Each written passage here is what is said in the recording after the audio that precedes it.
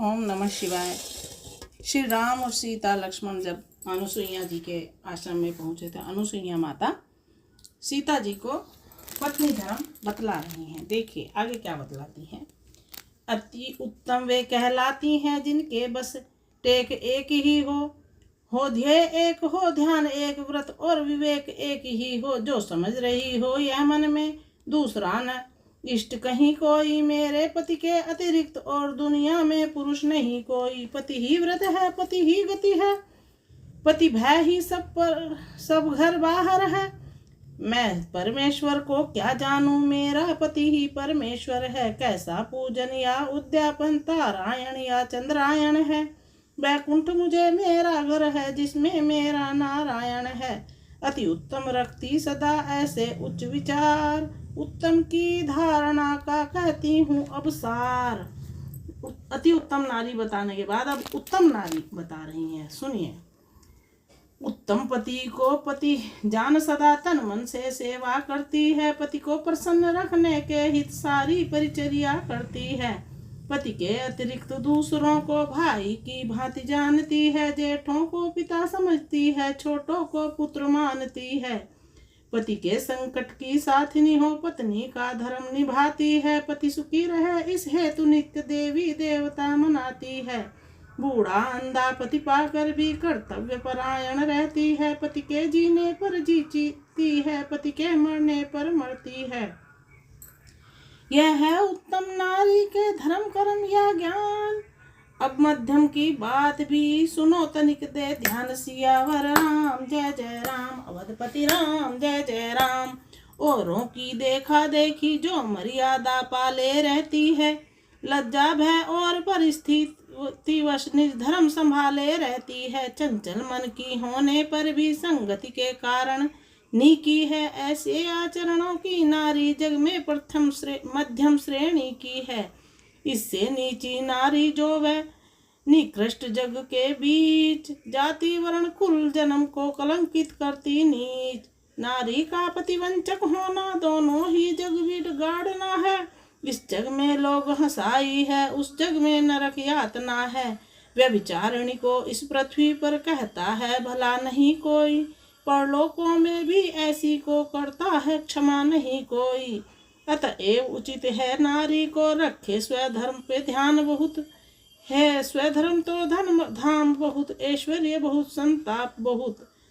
पति की सेवा ही नहीं है पत्नी का कर्म। गृह जीवन में और भी है नारी के धर्म। गौरी शंकर की तरह सदा जब सास ससुर की सेवा हो, जब तब गणनायक की भांति सफल प्रति परमेश्वर की पूजा हो। घर में जो भी हो पति, भगिनी देवरानी हो, जेठानी हो, सब उसकी दासी बन जाए तो नारी घर की रानी हो। बाहर से आया हुआ नाज घर ही में डाला जाएगा। जब घर ही में सूत काट कर फिर घर में ही में बुना जाएगा। जब घर ही का काम और धंधा, जब व्रत हो अष्टपहर उसका, तब घर वाली गृह लक्ष्मी है। वैकुंठ सदृश है घर उसका। एक और भी मुख्य है नारी जाति का धर्म। बच्चों का पालन सदा समझे पहला धर्म। परलोक दृष्टि से उच्च धर्म पतिव्रत समझा जाता है, पर जग में उससे भी ऊंचा शिशुपालन धर्म कहता है। कारण नारी से विश्व सदा उत्तम गुणवान चाहता है। पत्नी के साथ साथ वह तो माता गुणवान चाहता है। संतान हेतु ही होती है भूतल पर सृष्टि नारियों की है। प्रकृति पापनी पड़े नहीं जो इस पर दृष्टि नारियों की। अतएव धर्म है नारी का उत्तर संतति पालन समझे। जननी का जग के देने को जननी का जननीपन समझे। नारी धर्म में एक ये भी विशेष धर्म बताया गया है कि वो बच्चों का अच्छे से पालन पोषण करे। जगत में नारी रतन की खान, इस खान से प्रकट हुए हैं ध्रुव प्रहलाद समान।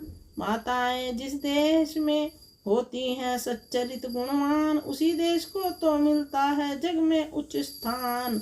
हो जाए यदि नारी जाति को मातृ धर्म का ज्ञान, तब तो राधे श्याम देश का है निश्चय उत्थान। सियावर राम जय जय राम। राम अवधपति राम जय जय राम।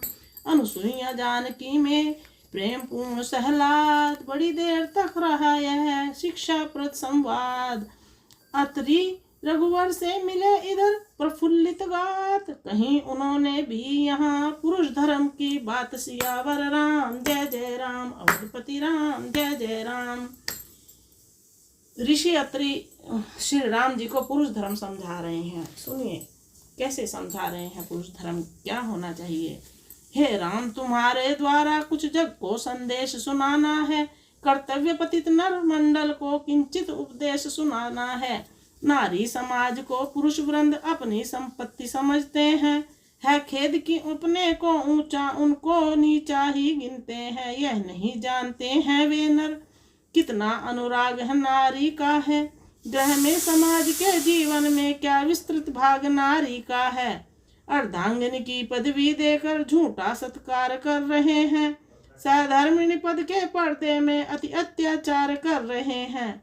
वह भीषण दुख की भरी गाथा बस नहीं कथन में आती है, पत्नी कहकर भी नारी की जैसी दुर्गति की जाती है। अपने को तो सर्वदा रखा पूर्ण स्वतंत्र, किंतु नारी को कर दिया नियम वृद्ध प्रतंत्र। तुम पतिव्रता पतिभक्त हो यह उन्हें सिखाता जाता है, अपने घर पर वही बात आती हो तो भेद छुपाया जाता है। अपने 10 भी कर ले विवाह फिर भी होता व्यभिचार नहीं, नारी स्वधर्म से गिर जाए तो जीने का अधिकार नहीं। बाहर के नाना दोषों से जीवन कलुषित करने वाले, इस दुनिया के दुर्व्यसनों पर मोहित होकर मरने वालों, सीखो तुम नारी मंडल से सच्चा निस्वार्थ कर्म है क्या। क्या प्रेम और क्या सहन शक्ति, सेवा है क्या, स्वधर्म है क्या। सुनिए क्या क्या सुना रहे हैं। नर ने नारी को फांस लिया पिंजरे में, प्यारी कह कर डाल दिया पिंजरे में। जब आदि पुरुष ने यह संसार बसाया, अधिकार सबों को एक समान बनाया। पुरुषों ने यह अपना पुरुषार्थ दिखाया, अपने को ऊंचा नीच उन्हें ठहराया। भोली चिड़ियों को बंद किया पिंजरे में, प्यारी कह कर डाल दिया पिंजरे में, प्यारी कहकर डाल दिया पिंजरे में। जब धर्म काल का झूठा बंदी खाना, तो पड़ा जगत के कारागृह में आना। पितु पुत्रों के घर में हुआ ठिकाना, तीनों बंधन ही में पड़े बिताना। हाँ, एक प्रेम का और प्रिया के पिंजरे में, प्यारी कह कर डाल दिया नारी को पिंजरे में। अनुसुईया का सिया से जब तक रहा मिलाप, अत्रि भी करते रहे यही वार्तालाप। कई दिवस तक रहा यूं संवेलन संवाद, विदा मांग कर एक दिन चले राम सहलाद। सीता लक्ष्मण के सहित रघुकुल के रवचंद्र, नित्य विचरते थे वहाँ इसी भांति स्वच्छंद। कटती थी रात कहीं कभी वन में तो कभी किसी की कुटिया में, दिन रात बीतता था इनका स्वचर्चा में सच्चर्या में। जितने भी दर्शनीय ऋषि थे सभी का दर्शन कर डाला, वनवासी ने वन में आकर वन ही का जीवन कर डाला। आगे चलकर मार्ग में मारा असुर विराट, ऋषियों की बाधा मिटी वनपथ हुआ आबाद।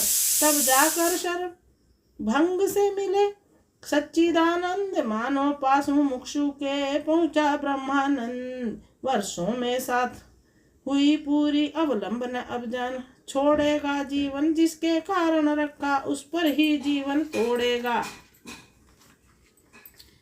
सब अपने जी की कह डाली अंतिम प्राण कहते कहते, श्री राम धाम ही गया भक्त श्री राम राम कहते कहते। प्रभु छवि पर जो वार दे प्राण पतंग समान, उस प्रेमी के प्रेम का हो किस भांति बखान। जन का गुण गाते हुए चले राम रघुराय, सब साथ साथ भगवान के था ऋषि मुनि समुदाय। लाया पृथ्वीनाथ को वहाँ प्रकृति का फेर, जहाँ पड़ा था हड्डियों का ऊंचा सा ढेर। ठहरे ठिठके एकटक लगे देखने नाथ। फिर पूछा ऋषि वृंद से था जो उनके साथ, सियावर राम जय जय राम, अवधपति राम जय जय राम। हे पूज्य वरो ऋषियों मुनियों, हड्डी का कैसा ढेर यहाँ, यह तपोभूमि का है कलंक या शासन का अंधेर यहाँ। हाँ कितना कर कष्ट वाला है यह दृश्य, दृष्टि में आता है। पकड़े हैं इसने पाँव मेरे, आगे को बढ़ा न जाता है। यह क्या है कुछ बतलाओ तो, चुप क्यों हो मुंह क्यों उतरे हैं। किस माली की बगिया उजड़ी, जिसके की फूल यह बिखरे हैं। यह कहते कहते करुणानिधि करुणा के साथ लगे रोने। क्या जाने क्या सुध हो आई, जिससे सुरनाथ लगे रोने। देख दशा श्री राम की पुल का संत समाज, कुछ वृद्धों ने तब कहा, सुनिए रघुकुल राज, सियावर राम जय जय राम, अवधपति राम जय जय राम।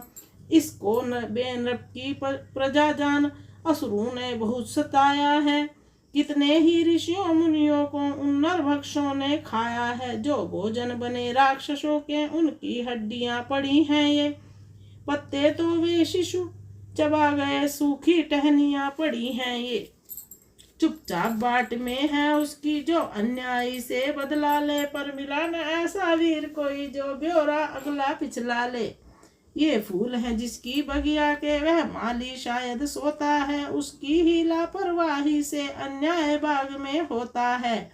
करुण कहानी पड़ी जब करुणानिधि के कान, क्यों आए हैं जगत में आया इसका ध्यान। सियावर राम जय जय राम, अवधपति राम जय जय राम। पालन करने में पुत्र धर्म इस धराधाम को भूल गए।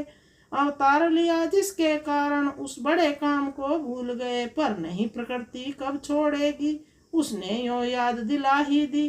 भूतल पर भूतल के पति की निंद्रा इस भांति छुड़ा ही दी। संभल जाए अब जड़ जगत, रक्षा राक्षस दल विकराल। संभला है इस समय वह जग की जिसे संभाल। शांति सिंधु में आ गया जब ही भयानक ज्वार, फड़क उठी दोनों भुजा, नेत्र हुआ अंगार। सियावर राम जय जय राम, अवधपति राम जय जय राम।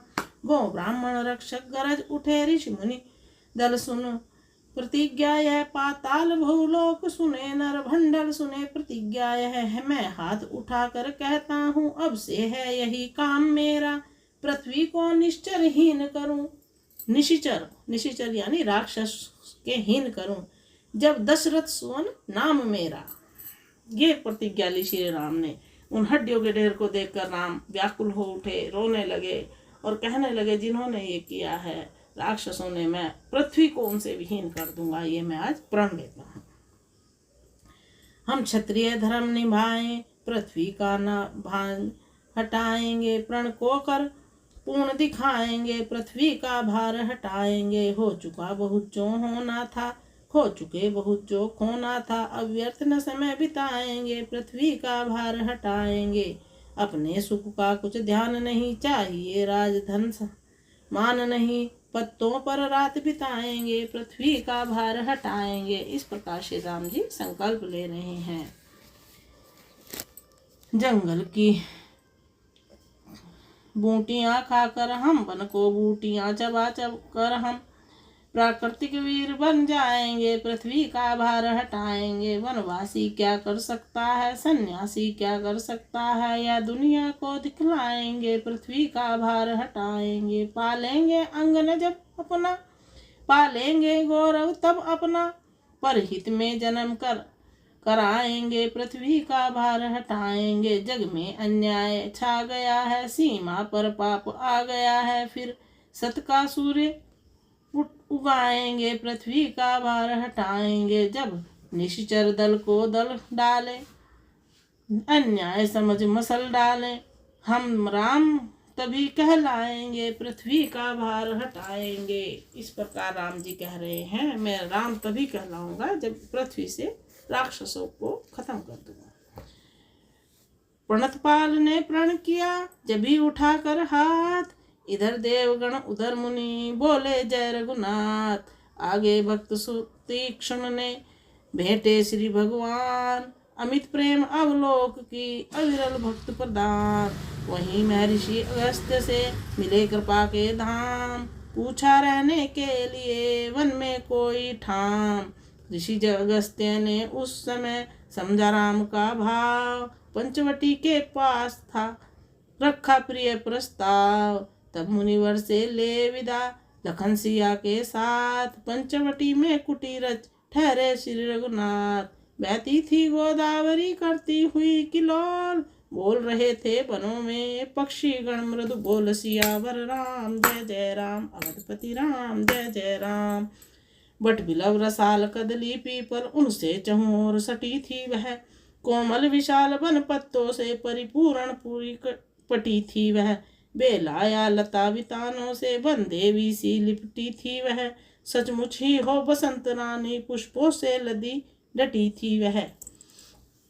श्री राम जी ने अगस्त्य मुनि से मिलकर रहने का जगह पूछी तो उन्होंने बताया कि पंचवटी में आप वास कर सकते हैं, तो उन्होंने वहीं पे वास किया।